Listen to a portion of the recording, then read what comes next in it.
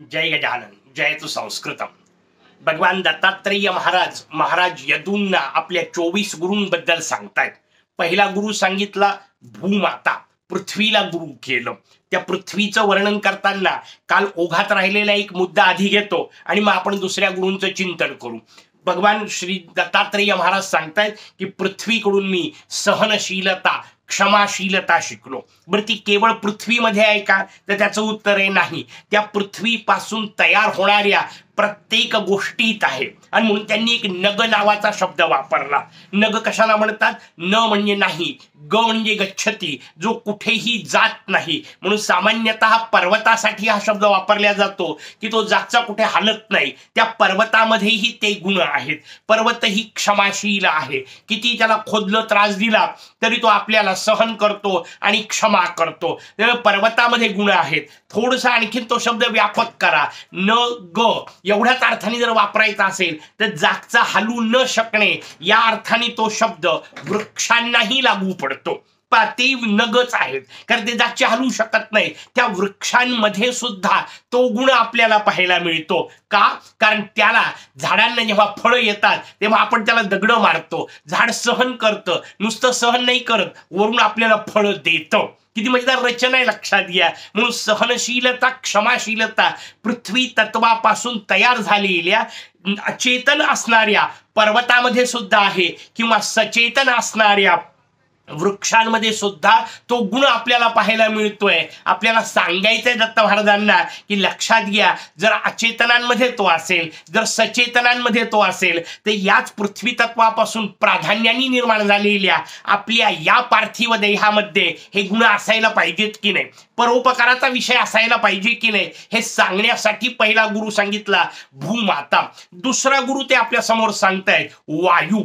मोठी मजेदार रचना आहे, लक्षात घ्या. आपल्याला लक्षात येतं सहज, पृथ्वी म्हटलं, वायू म्हटलं, पंचमहाभूतांचा विचार करतायत. पण पंचमहाभूतांचा विचार करताना क्रम तो नाही ठेवलेला जो आपण पंचमहाभूतांचा म्हणून पाहतो. कारण पंचमहाभूतांच्या क्रमात आपण पृथ्वी, आप, तेज, वायू, आकाश असा क्रम पाहतो. इथं तसा क्रम नाही घेतलेला. पृथ्वी तत्वानंतर वायूचा विचार केला. का केला असेल? कारण जसं पंचमहाभूतांचं एक वर्णन आहे तसे आणखीन वेगवेगळ्या प्रकारचे वर्णन तुमच्या माझ्या संस्कृतीने केले.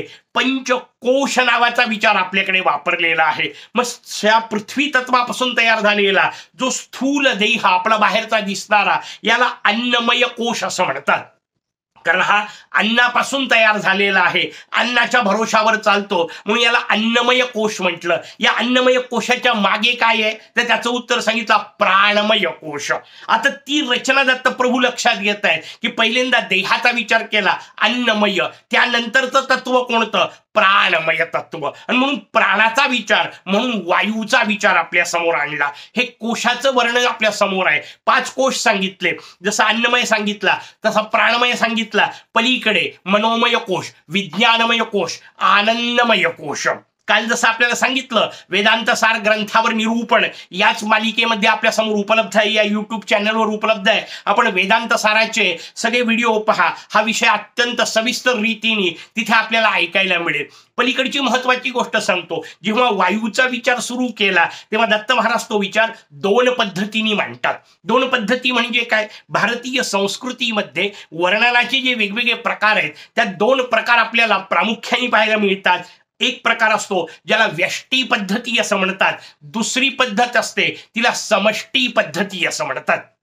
मोठी व्यवस्थित रचना समजून घेता येते. जेव्हा एका व्यक्तिगत देहापुरता विचार असेल, एका घटकापुरता विचार असेल, एका नेमक्या तेवढ्याच गोष्टीपुरता विचार असेल तेव्हा त्याला व्यष्टी पद्धती असं म्हणतात. आणि जेव्हा संपूर्ण ब्रह्मांडाचा विचार केला जातो तेव्हा त्याला समष्टी पद्धती असं म्हणतात. म्हणून व्यष्टी पद्धतीवर अभ्यास, समष्टी पद्धतीवर अभ्यास, दोन्ही पद्धतीचा अभ्यास चालत असतो. नेमकी ती रचना भगवान दत्तात्रेय महाराज इथं घेत आहेत. कारण लक्षात घ्या, हे सगळे वेदांतातले सूत्र आहेत, हे सगळ्या वेदांतातल्या परिभाषा आहेत. आणि शेवटी भारतीय संस्कृतीला तुम्ही भले गोष्टी सांगा, कथा सांगा, सांगायचा वेदांतच असतो. आणि त्याच्यामुळे वेदांतातल्या या रचना आपल्याला इथे पाहायला मिळतात. भगवान दत्तात्रेय व्यष्टी पातळीवर पहिला विचार करतात आणि समष्टी पातळीवर दुसरा विचार करतात. व्यष्टी पातळीवर कोणता? तर तुमच्या माझ्या देहात असणाऱ्या वायू तत्वाचा विचार. कोणतं वायू तत्वाचा विचार आहे? आपल्याला सहज लक्षात येतं प्राणवायू. पण किती बारकावे आहेत लक्षात घ्या भारतीय संस्कृतीचे. किती वेगवेगळ्या पद्धतीने चिंतन भारतीय ज्ञान पद्धतीने आपल्या समोर ठेवलेलं आहे. नुसता प्राण नाही म्हटलं, त्याचे 5 प्रकार सांगितले. प्राण, अपान, व्यान, उदान, समान. 5 प्रकारच्या प्राणांचा विचार केला. नुसत्या 5 प्राणांचाच विचार केला असं नाही, 5 उपप्राणांचा विचार केला. नाग, कूर्म, कृकल, देवदत्त, धनंजय असे 5 उपप्राण सांगितले. पुन्हा मी आपल्याला सांगितलं तसं वेदांत सार ऐका, त्याच्यामध्ये आपल्याला हे सगळं सविस्तर ऐकायला मिळेल. नेमक्या कोणत्या प्राणाचा उपयोग काय आहे, त्याचं कार्य काय आहे. उपयोग याचा अर्थ त्या कार्यानुसार सगळा मिळून वायू एकच आहे, पण जेव्हा जेव्हा जसं जसं कार्य करतो त्याच्यानुसार त्याला ते नावं प्राप्त झालेले आहेत. मग कोणकोणत्या कार्याकरता ह्या वायूचा उपयोग आहे हा पहिल्यांदा विषय सांगितला. पण वायूचा विचार करताना शिकलो काय, तर दत्त महाराज म्हणतात हा वायू म्हणजे प्राणमय कोश चालतो कशाच्या भरोशावर?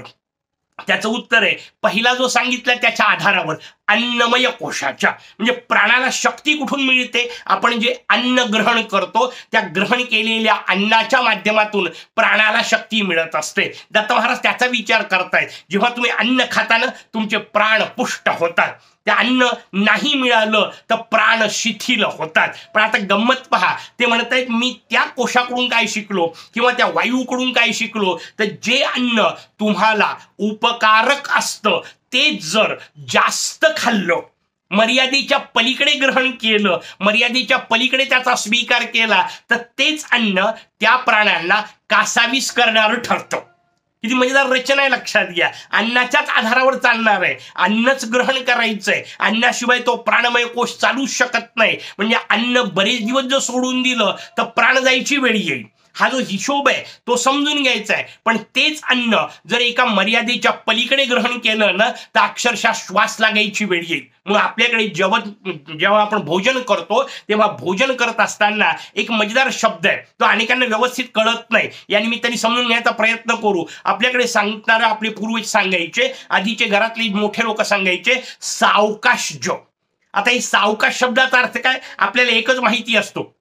सावकाश शब्दाचा अर्थ हळूहळू. तो अर्थ आहेच, नाही असं नाही. हळूहळू जेवावं, शांतपणे जेवावं, एक घास 32 वेळा चावावा असं आपल्याकडे आयुर्वेद सांगतो. त्या पद्धतीने आपल्याला रचना सांगितली, तो वेगळा विषय. दुसरा सावकाशचा अर्थ समजून घ्या. सावकाश शब्द फोडून वापरा म्हणजे त्यातली गंमत लक्षात येईल.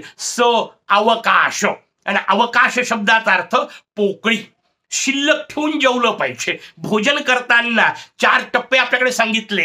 तुमची पोटाची रचना समजून घ्या. तो जर समजा एक संपूर्ण भाग असेल तर त्याचे 4 भाग करावेत. त्यातलं 2 भाग म्हणजे अर्ध्या पोटाची भूक जेवढी आहे तेवढं अर्ध पोट जेवढं जागा आहे, क्षमता आहे, तेवढं अन्न ग्रहण करावं. त्यानंतर 1-1.5 तासाने, ताबडतोब पाणी प्यायला आयुर्वेद परवानगी देत नाही. भोजनानंतर 1/2 तासानंतर, 1/4 तासानंतर अर्धा भाग त्यातला जो पुन्हा आहे उरलेल्या अर्ध्यातला म्हणजे 1/4 भाग तेवढं जलग्रहण करावं. पण उरलेला 1/4 ते सांगतात अवकाश ठेवावा, शिल्लक ठेवावं. कारण वायू तत्वाकरताही विचार असला पाहिजे. त्या वायू तत्वाच्या संचाराकरता जागा शिल्लक असली पाहिजे. आकंठ भोजन करणे हा हिशोब गृहीत नाहीये, कारण मग वायू तत्वाला जागाच शिल्लक उरणार नाही. आणि मग सावकाश शब्दामध्ये अवकाश शिल्लक ठेवून, कारण नाहीतर तेच ग्रहण केलेलं अन्न प्राण कासावीस करण्याकरता कारणीभूत ठरू शकतं. किती सूक्ष्म विचार आहेत आणि किती वेगवेगळ्या पद्धतीने विचार आहेत समजून घ्या.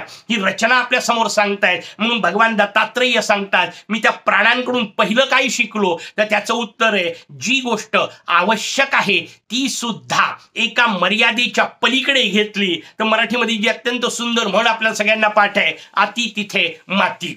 ती रचना निर्माण होऊ शकते. आणि म्हणून आपल्याला संग्रह सुद्धा म्हणजे घेणं सुद्धा, आवश्यक असणाऱ्या गोष्टींचं सुद्धा नियंत्रित ग्रहण असलं पाहिजे. हा भाग मी वायूकडून शिकलो व्यष्टी स्वरूपातल्या. आता समष्टीचा विचार करतायत, संपूर्ण विश्वात असणाऱ्या वायू तत्वाचा विचार. त्यावेळेला ते 2 महत्वाच्या गोष्टी आपल्याला सांगतात.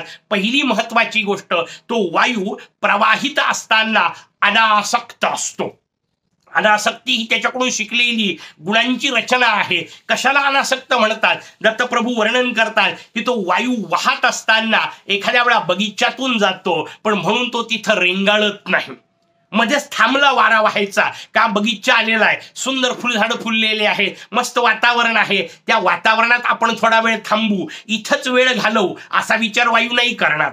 दुसऱ्या बाजूला ते म्हणतात समजा एखादं स्मशान रस्त्यात लागलं म्हणून तिथून वायू पटकन पाय काढतो का, असंही नाहीये. तो त्याच्याच गतीने वाहत राहतो. जे येईल त्याचा स्वीकार, जे सोडायचंय त्याचा अव्हेर, दोन्ही गोष्टी. म्हणून तो कुठेही अडकत नाही.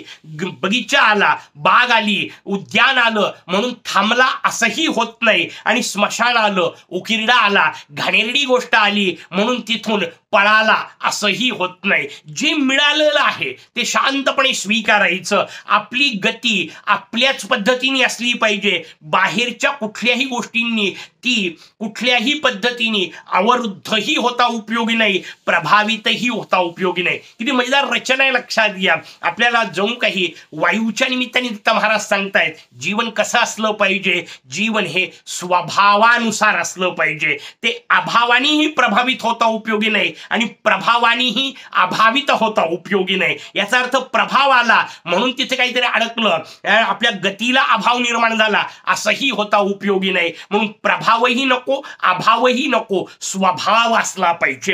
ही रचना आपल्याला दत्त महाराज सांगतायत, वायूच्या निमित्ताने सांगतायत. लक्षात घ्या किती सुंदर रचना आपल्या समोर आहे. एक बाजू आपल्याला सांगितली वायूकडून काय शिकलो, कुठल्याही गोष्टीमध्ये अलिप्त राहत वाहत राहणे, आपलं कार्य करत राहणे. कारण वाहणे शब्दाचा अर्थ आहे तिथे वायूचं कामच आहे प्रवाहित असणे. जीवन प्रवाहित असलं पाहिजे. जलाच्याही वेळेत त्याचा विचार येणार आहे, पण आता वायूचा आला म्हणून सांगतो. आणि हा प्रवाह असताना कशामध्येही आसक्त न होता प्रवाहित असलं पाहिजे. हे मी वायूकडून शिकलो. दत्त महाराज दुसरी गोष्ट सांगतायत. पहिली व्यष्टी पातळीवरची सांगितली, समष्टीवरची दुसरी गोष्ट म्हणून आपण दुसरी म्हटलं. समष्टी पातळीवर ची दुसरी गोष्ट म्हणजे मुळात तिसरी गोष्ट ते आपल्याला सांगतात की वायू जात असताना ज्याच्या संगतीत आहे त्याचे गुण काही वेळ घेऊन जातो. पण लक्षात घ्या ते काही वेळच आहेत. म्हणजे वारा जेव्हा फुलांवरून येतो तेव्हा सुगंधित वाटतो. आपण सहज वाक्य वापरतो, काय मस्त सुगंधी वारा आलेला आहे, काय मस्त थंडगार वारा आलेला आहे. पण लक्षात घ्या वारा ना सुगंधित आहे ना थंड आहे, कारण ह्या दोन्ही गोष्टी त्याचे गुण नाहीयेत. मग गंध कोणाचा गुण, शास्त्रकारांनी रचना सांगितली, गंधवती पृथ्वी. गंध हा पृथ्वीचा गुणधर्म आहे. पृथ्वीपासून तयार झालेल्या फुलांचा किंवा उलट्या बाजूला दुर्गंध पाहायचा असेल तर पृथ्वीपासून तयार झालेल्या कुजलेल्या सडलेल्या गोष्टींचा.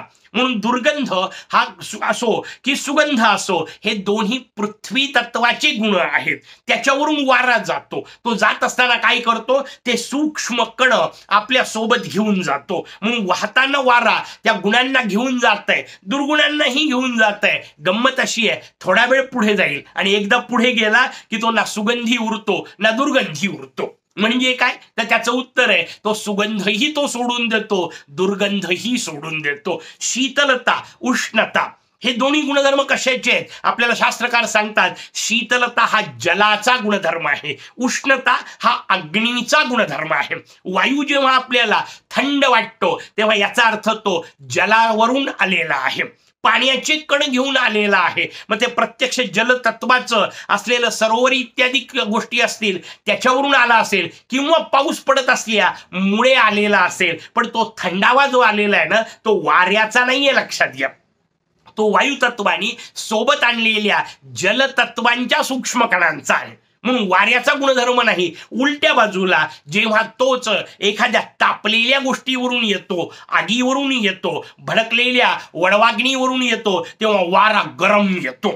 तापलेल्या जमिनीवरून जेव्हा उन्हाळ्यात येतो तेव्हा लाही लाही करणारा जो वारा वाहतो तो गरमी आपल्यासोबत घेऊन येतो. पण लक्षात घ्या त्या वाऱ्याचा गुणधर्म गरमी हा पण नाहीये. जसा शीतलता गुणधर्म नाही तसा उष्णता हा पण गुणधर्म नाही. शीतलता हा जलाचा गुण आहे तसा उष्णता हा अग्नीचा गुण आहे. आणि या तत्वांच्या सोबत जेव्हा वायू असतो तेव्हा त्या त्या कारणापुरतं तेवढ्या तेवढ्या वेळापुरतं त्याचं ते स्वरूप आपल्याला पाहायला मिळतं, पण थोडं पुढं गेलं की तो या सगळ्या गोष्टी सोडून देतो. ना सुगंधी राहतो, ना दुर्गंधी राहतो, ना शीतल राहतो, ना उष्ण राहतो. तात्पुरत्या गोष्टी आलेल्या आहेत. तसं जीवनात जगत असताना ज्या ज्या गोष्टी आपल्या समोर येतील, तात्पुरते काही प्रभाव असतील, त्या व्यक्तिमत्वांचे, त्या घटनांचे तेवढ्यापुरते प्रभाव असतील, पण ते फार काळ चालवायचे नाहीयेत, सोडून देता आले पाहिजे. आपली जीवन गती अखंडित ठेवता आली पाहिजे. त्याच्यावर या बाकीच्या गोष्टींचा तात्कालिक प्रभाव होणार आहे.